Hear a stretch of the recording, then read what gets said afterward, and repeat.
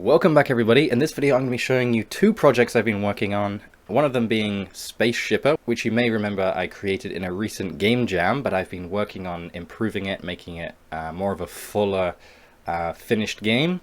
And the second one being Take It Racing 3, which I've thought about what went wrong and what went right on Take It Racing 2, and I'm putting it in my ideas down into Take It Racing 3. But first we'll start with Space Shipper, so I will play that.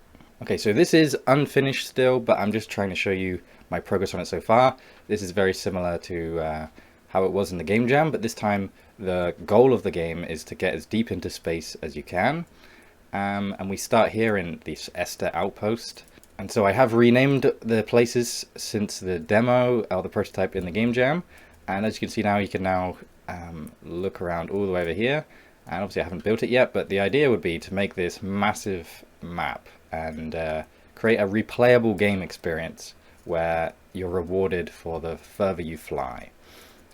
So the idea would be, just like in the demo, we fly to a place with water, and if you remember this this animation, and we get to the spring, and now obviously the menu is very similar, but we can go into the market and we can buy some water for a very cheap price.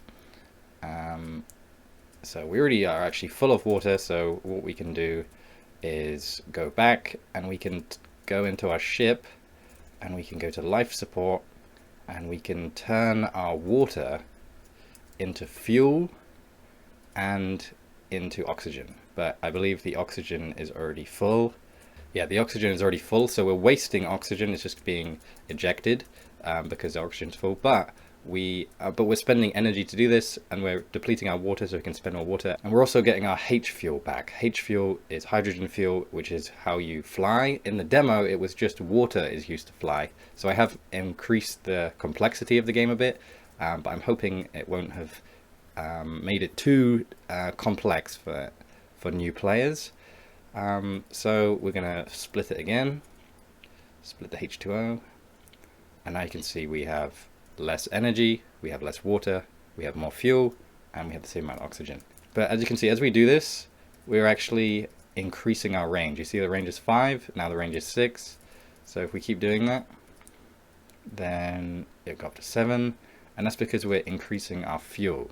So if we go back and then go to the market again, we can then buy some water. I think we only used, was it 4? Yes, so we can buy that. So now we're back full of water. We're full of, let's have a look. Go into our stats. You can see our range is 7, and these bits are unfinished. It says there's 9 of 9 crew, but we actually only just have ourselves, and we have upgrades. And so the idea with this game would be to keep increasing the complexity so that when you begin, it's very simple. You just buy water, split it, and travel. But as you move on, you increase your crew. You have different members of your crew, and you have different upgrades that change these stats. And you would be rewarded for going to different stations by like having passengers that you're taking there. If we look in the cargo, obviously the idea of metal would be that we use it to upgrade our ship. We buy the upgrades basically, or like we install the upgrades with metal. The food is how we keep our crew alive, and obviously we're one of the crew. The oxygen is also how we keep the crew alive. And also back to food, the idea would be that our ship creates food automatically as it goes on, and if we have like a biologist or a chef, then that food rate is increased. So it like balances against how much food we eat based on how much food we create. So you want to get a nice balance, or you can just buy food when you get to a certain place like a farm.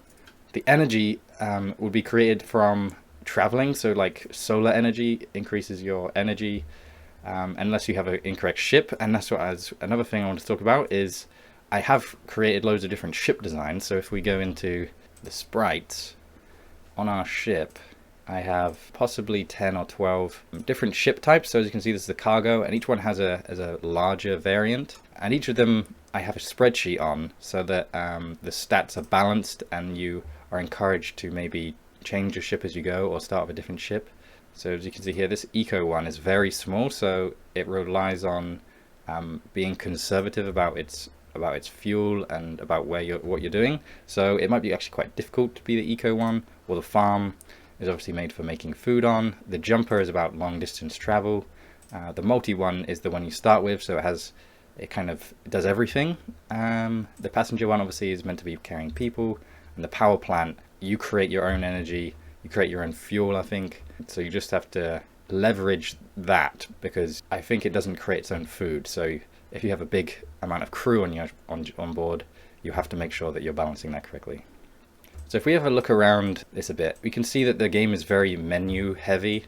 Obviously it has this map, which obviously I would like to extend all the way one day to fill this place. And as I said, the game is very menu heavy, and that's one of the problems with this game right now, is that it's not very visual. It's very, numbers based, and you're just clicking through a lot of menus, which I do think isn't a very good thing, but some people will like it and it will get the job done.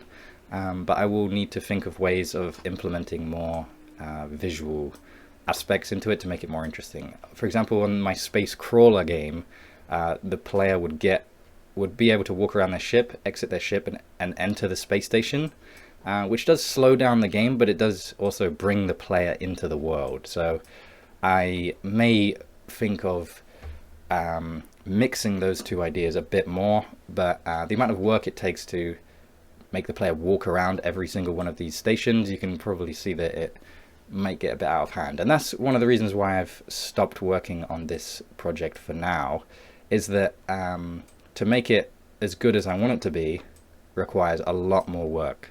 So I have considered just ignoring the fact it needs that space crawler aspects and just keeping on chugging through, but I think it does require a bit of a rethink, rather than just charging forwards and filling this whole map with stuff, because there will be a lot of problems that I encounter along that way. Yeah, this one is just on hold for now for that reason. However, if you guys watching the video would like to play this, I definitely will update the game page with this. I need to fix some stuff, and obviously I will just simply get it to this area, so it will be again almost like a refresher of the demo that I made for the game jam, which I think is a good compromise for now. Rather than just quitting this and letting nobody see it, I think finishing this little area of the map and like improving the game jam version is a good start, I think. Because if people do like it, then there's no reason to add those space crawler aspects of exiting your ship and walking around a space station, especially since it will add so much work for me. So yeah, if you guys like it, then I think it's worth the effort, right? And that's why sharing it is important. I wanted to show you guys some cool techniques, but looking at this, I think the only real cool technique I've been using is very heavy usage of tile replacement. So for example, all of this looks like garbage, and those other things in the gameplay I showed you looked a bit like garbage. But what it's really doing is they're unique tiles, and they're being replaced with scripts. So for example, it will know the cost of the energy in this station that you're currently at, and then it will set this value to that cost. And the same with this bit here. It looks like garbage, but it's actually just choosing how many you want to buy. So that number would go up and up, and so would this number go up and up. And obviously this number here, 0, 1, 2, 3, 4, is actually your money. And obviously with this slots, for example, with the upgrade slots and the crew seats, it will be a similar thing where it will update the picture of the person or the upgrade depending on what is in that slot or seat. But that, again, is another heavy tile usage thing that might slow me down, but we'll see when we get to it. As for the minimum viable product of just for that demo, I might remove the idea of upgrading and having crew in seats, just to keep it simple. And then if people like it and if I get enough time, I'll add that back. And then obviously expanding the map would be the ultimate goal of this. So secondly, we're going to move on to Take It Racing 3. I haven't got a title screen for this game yet, so we're just going to be starting at this screen here, which is choosing a car. So I'll just go through the cars. So as you can see, the menu here, it has a little cursor and it moves around, because in Take It Racing 2 I felt that moving the cursor around like with the directional pad as if it was a mouse didn't really work too well. So I've decided to keep it even simpler and just have it so a cursor moves around when you're clicking the directional pad. So you can see what you're clicking on. You can't click on anything that's not a button. It makes it very simple. So as you see, we'll move through the cars here. I've taken some of the artwork from Take It Racing 2, but I have changed the proportions slightly to make it, I don't know if it's more realistic or more just cool. It makes it look more beefy, I guess, more muscular, these cars, because they're muscle cars. The idea is set in the 60s or 70s, so they're, you know, like heavy fuel guzzling cars. And obviously I've got my favorites in here. So this is the same car from Take It Racing 2, the Exeter Mega Bird, but it's actually the Plymouth Superbird. And I think those callbacks to the previous game is a nice aspect, but obviously, as you can see, if we go back around, I only have 9 cars, so I've simplified it, and I've made it so that each car is more suited for its cause, and the cause is more like ring racing, you know, like oval racing, like NASCAR. And I've kind of simplified the idea of them. So if I show you here, you can see that at the bottom here, when we press select, there's actually a level, so you have to be level 25, and if we look above the car, it has level 35, so that's our level. I've set our level at the beginning of the game so I could test it to 35 so that we can choose any car and any engine. So if we select this and we move forward, we can now select an engine. So if I look around here, we have a level 1 engine going up, and I'm using like similar brands from Take It Racing 2 again, and I'm trying to keep the style consistent. For example, the checkered black and white areas, and then black, and then big text buttons. I've tried to keep it consistent. I think it's a cool style, and I think it's good to keep things that work the same. So obviously just engines with different stats. So I just select it, then we now have to select our tires, so each tire is different and good in its own way. For example, price, or grip, or the lifespan of it. So they're all, if you didn't know that, like in F1, for example, the tires are designed in order to fail at a certain point to make the racing more interesting. And I've kind of thought about that for this game, where all the cars are very similar, but if you use the different parts in a certain way, it will give you a competitive advantage on certain tracks, not all tracks, certain tracks. So you have to be smart about it. So if we purchase some, yes, we're going to purchase some. So we now have 4, so now we can select them, we can move forward, and now it gives us our stats. So it costs us 15 grand. Obviously we've already spent some money on the tires, but we've got 15 grand. With the gearing, we can increase or decrease. And the gearing obviously affects our top speed, it affects our acceleration, and so it you see 100 miles an hour, the acceleration is 4 and the downforce is 17. So yeah, I've made it so that anything over 200 miles an hour is unnecessary, because it basically, you see next to 208, the top speed, the acceleration is 0. So this engine and this configuration can't get faster than 208 miles an hour because it doesn't have any acceleration once it gets up there. There's too much wind resistance, basically, and not enough power. So if we bring it back down to be a more realistic, we can see 190. And if we bring it down even more, I just keep bringing it down and down and down. Then obviously it breaks it a bit because our top speed is actually 68. So it's actually encouraging us to put the number up. Yeah, a lower top speed is unnecessary here. Anything less than 60 is not, it's not like you're even racing, it's just like going on a Sunday drive. So if we put it back up, you can see that obviously it's very stat heavy, just like the last game. I've obviously really enjoyed working on games that have a lot of numbers, and I'm kind of thinking that that might be my downfall at this point. So we're in the race now, and we have a little power bar here. So if we look across, we can see we're at this part of the track. I haven't set up the times and the positions yet, but you can see that we have a fuel temperature, like a fuel gauge, a temperature gauge. We can fix our body by going into the pit. If we click on one of these, it will highlight the pit. We can even refuel by going in the pits.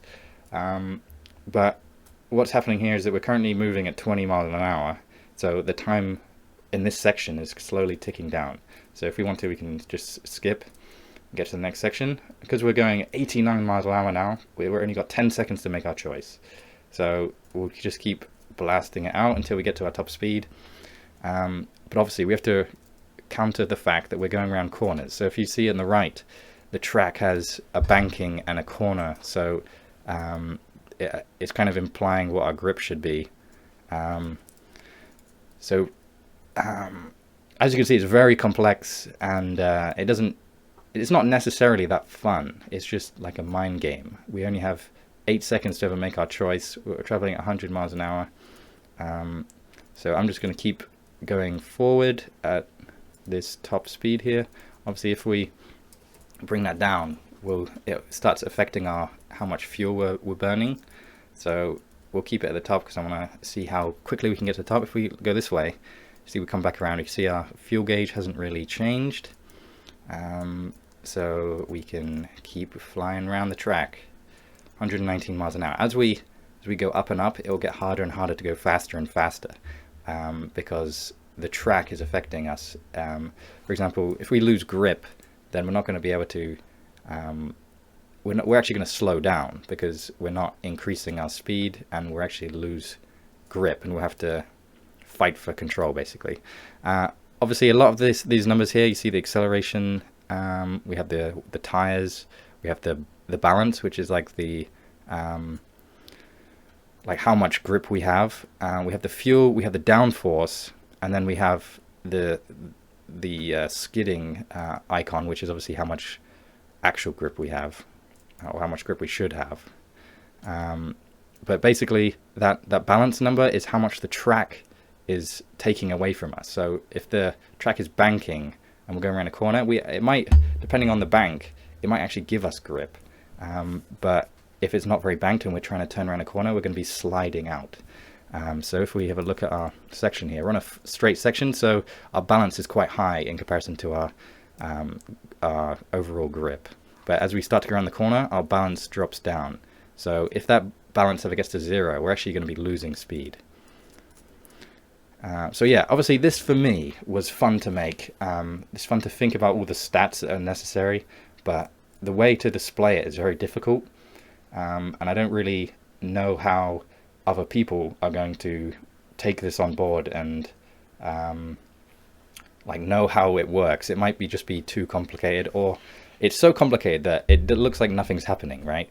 We're just getting faster and faster, slowly and slowly, slower and slower, until nothing happens, because I haven't actually made any enemies yet. For example, in Take It Racing 1 and 2, there would be crash events that would happen, and I haven't actually made them yet.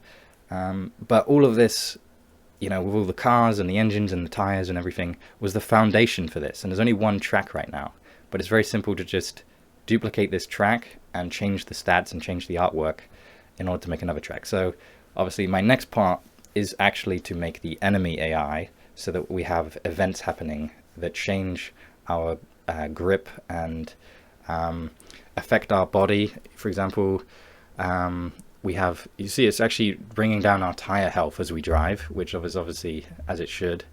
Technically, it should be bringing down the engine health as well, because we're like driving flat out.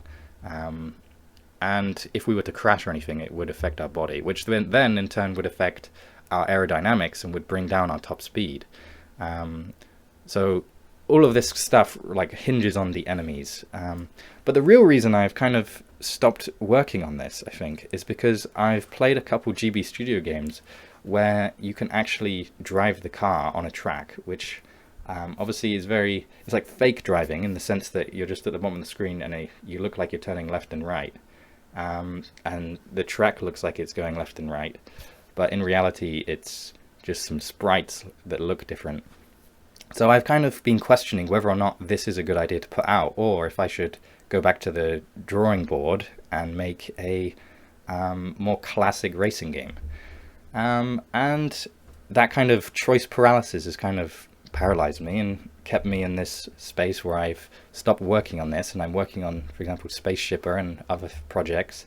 And obviously making this video and talking about it is very useful for me, because it's making me see that I just need to finish the demo and see what people think. I need to get people's reactions to it, right?